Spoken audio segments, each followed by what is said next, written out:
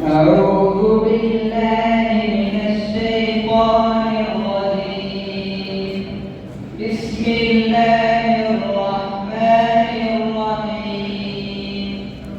إنا فتحنا لك فتحا مبينا ليغفر لك الله ما تقدم من ذنبك وما تأخر ويتم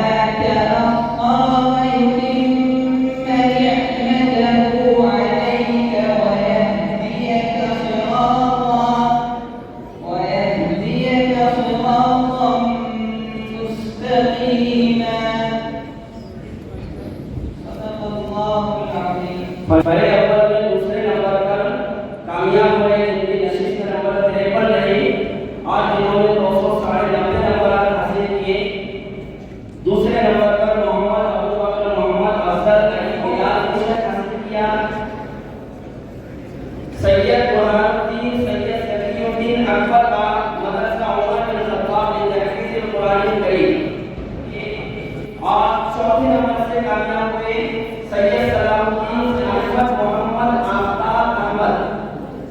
इन्होंने 284 नंबर हासिल किए। नसीब का नंबर 50 नहीं 5वां नंबर हासिल किया। ये बड़े अव्वल में जो कामयाब हुए हैं हजरत डॉक्टर रफीक साहब जो डॉक्टर मुनव्वर साहब के उस्ताद मोहतरम हैं। जिस तरह अहमद भाई की तरफ से जो इनाम है